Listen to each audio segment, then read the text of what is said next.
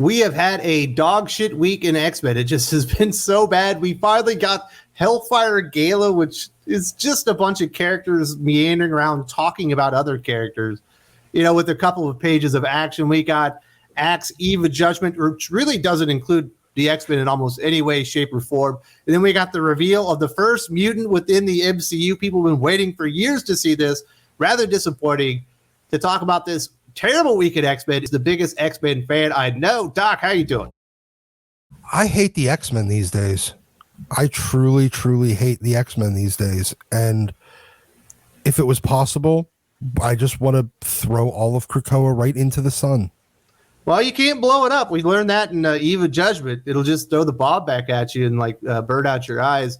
But let's go to Hellfire Gala. This is the thing we've been looking forward to, sort of, I guess. Well, we were looking forward to how bad it could be. Yes. It was an improvement over last year because it wasn't 13 comic book issues. It was just one 72-page comic book.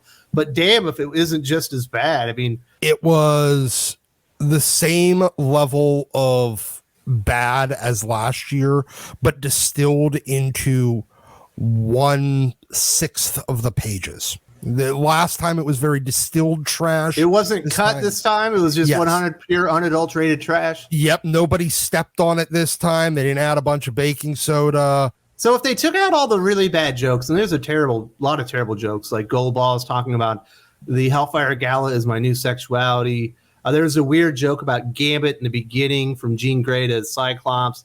There's just so many bad jokes. There's the weird Jordan White, Heather Ontos in the background having a conversation. I think if they'd taken the jokes out, it would have almost been bearable. Ever since Jerry Duggan teamed up with Brian Posehn, who's an actual comedian, he's thought that he could be a comedy writer as well. It's really, really bad every time he tries to write a joke.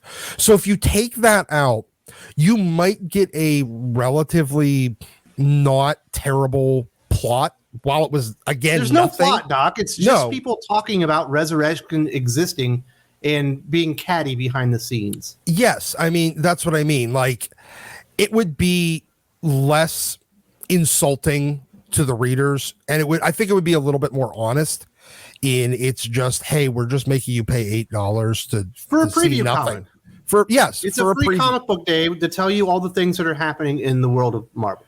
Yes, the same way that X-E of Judgment was. That was a get you caught up. That was a recap comic. This is a little different. Yeah. We had one recap comic and we had one, preview comic. You know what's weird, Doc? They also had that scene with Jordan White talking to Heather Ontos. I know I sent you that Jordan White interview, and he's like, well, originally there wasn't supposed to be any dialogue, but then Jerry Duggan put the dialogue in there.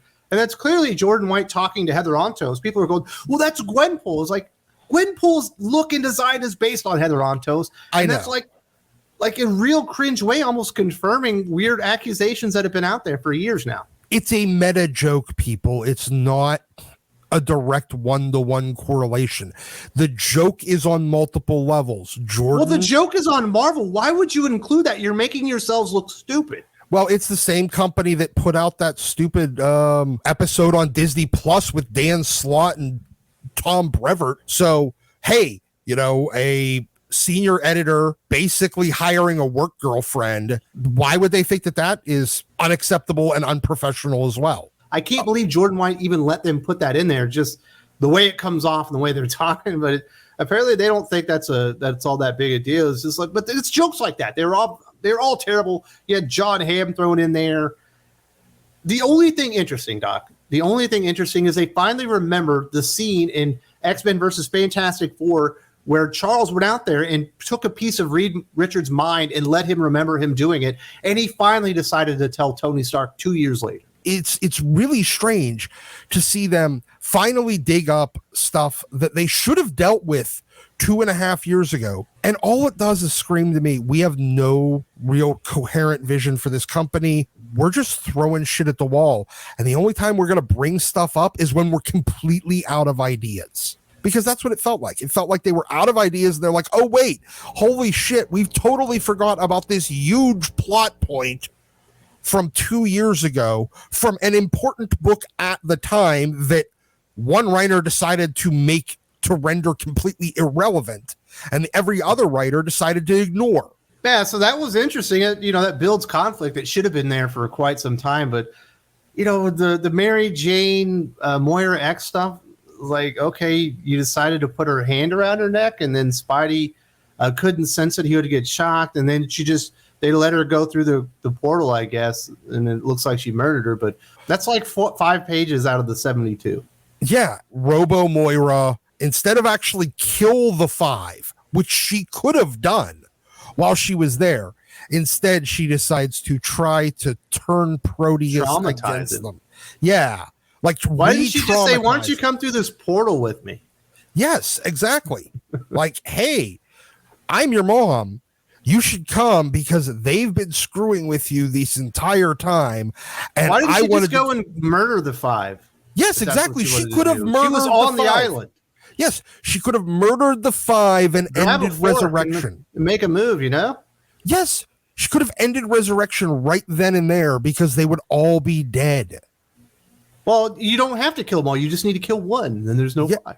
Well, no, you still have to kill. I think they have some contingencies, but I think you probably have to take out all 5. Sync because he will go old if he's using muscle memory of a dead mutant. Sync growing old. Shocking. I mean, nobody's ever brought that up at all in any of these comics until now.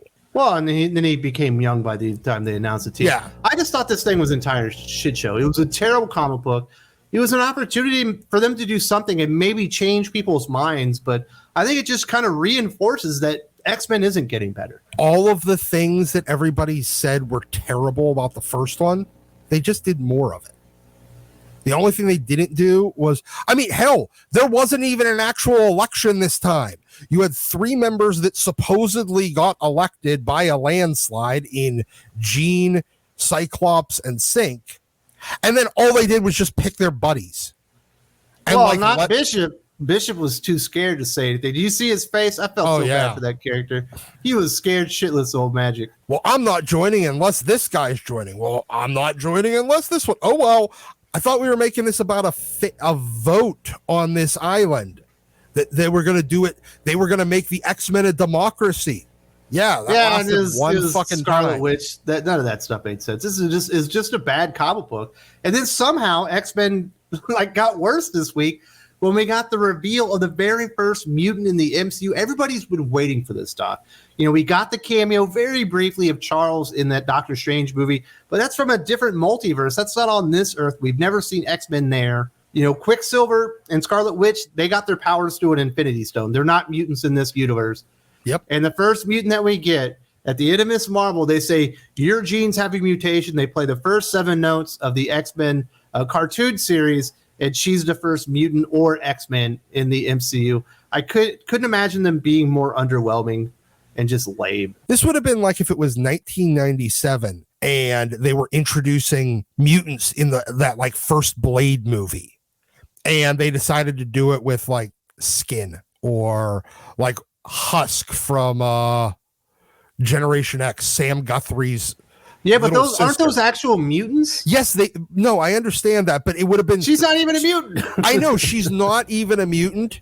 It would have been phenomenally underwhelming.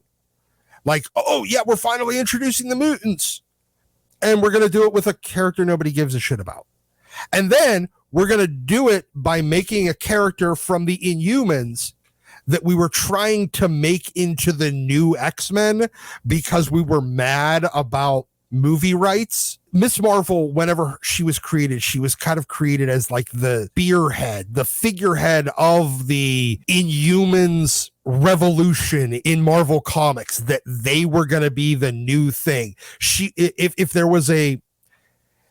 was the Wolverine for Inhumans, in that could carry her own series, that kind of thing, like the most popular one. We're going to take the character that we created there and then just change her willy-nilly and make her a mutant. I don't think it's the worst idea. They need to do something with the character. You can't connect her to humans. That show bombed. You're never going to have them in the MCU. So I don't think making her a mutant is the worst idea ever. But it should have been Charles telling her, or they should have introduced mutants or X-Men before this reveal and then tied her into that rather than tying that into her, because it just brings down the momentum and it basically pisses people off and creates a bad conversation. Well, yeah, I mean, look, if that's your introduction to the like the mutants in the movie universe, the mutants are going to die on the vine. I mean, I can understand. Fine, make her a mutant because we need to find a way to introduce mutants into this universe. No, However, you make her a mutant because you need to find a way to make her relevant. Yes, but using her to introduce X-Men or mutants is absolutely wasting one of your big bullets. This was an opportunity to get people talking positively across the board about the MCU. Oh my goodness, we're finally getting the confirmation that the X-Men are here. Mutants are here. It's Miss Marvel. But doing it this way, not only that, but her power set and the way her powers function don't make any sense to be a mutant. Yeah, she still has the wristbands and all that stuff. Yeah, like if you require another tool in order to make your powers, like to give you powers, you're not a mutant. Like Cyclops only needs the visor just to control it. Yeah. There was some good news this week, Doc. Is this enough to save X-Men for the week? Chris Claremont announced that his next X-Men series, we're going to get some details within the next few months. Sounds like it's going to come out at basically the end of the year. Sounds like it's going to be X-treme X-Men. Claremont coming back.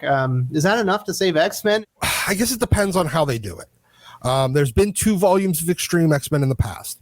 The first one was Claremont's with Sal LaRocca, and they were doing the whole Destiny Diary thing. Well, they're kind of doing that over in Immortal X-Men right now with the Destiny story going on. So it's not like he can pick that thread up. And then the second volume, that's the one where you got the gay Hercules and Wolverine, and they were basically like some weird exiles type team. And that one was terrible too. So I'm curious where he's going with it. Now, I do believe Chris coming back and writing an ongoing series in the X office is going to help. You think it's going to be ongoing? I'm assuming it's going to be a mini series, like 5 issues total. Well, we know his Gambit is a mini series, but I hope to God it is ongoing. Because if it's just a limited series, if it's announced as a limited series when they finally do the announcement, it's not going to move the needle in the slightest goddamn bit. It's going to be him doing his Nightcrawler series with Todd Knock from 10 years ago. People will read it, but it's not going to help save that office in any marketable way. No, we don't want to save that office, do we? Don't we want them to do some substantial amounts of change? Yes, I want the whole office to fall into a volcano. In fact, we should sacrifice them all to the comic book gods by throwing them into a volcano. Like just literally the whole office with everybody in there, just throw it right into a volcano. I don't want to sacrifice anybody. I just want them to find new jobs that better suit their talents. I believe being in a volcano would be a better job for them. It's not really a job. Talent. It's like a fate. Now, that being said, I think having Chris involved more in that office, because now this is his second project announced in this office right now. Now, neither of them have come out yet. I guess Gambit comes out in a week or two. Chris having more involvement in that office would be a major, major improvement. If Chris walked in and said, I'm the head of X now, I'm pretty sure Jordan White would piss his pants and run away with his ukulele. And then Chris Claremont could make the X slack go away. I don't think Chris Claremont's ready to take that kind of pay cut. I think you're right. Well, no, but it wouldn't be a pay cut because he'd still be under his old contract. He just gets a second job on top of it. Yeah, but he doesn't have to work for it now. I think he's happy with what he's doing. Yeah, I mean, Jordan White's paycheck would be like Chris Claremont just getting tips. Yeah, so it's just a terrible week in X-Men. I've heard from several X-Men fans that I've been in touch with for like 2-3 years now. A couple of them have been like, you know what? That's it for me. I'm not coming back anymore. I'm at the point where I buy books. Sometimes I don't even read them for a couple of weeks. Sometimes I don't read them at all. If you don't believe me that Hellfire Gala 2022 was bad, well, you got to watch this video. I actually talked about all the stuff that happened. I pointed out the worst jokes and just what a meandering, pathetic mess this entire comic book is. It could have been worse because it could have been like 2021, but it's still terrible. And X-Men, they need a culling of the herd and a new direction.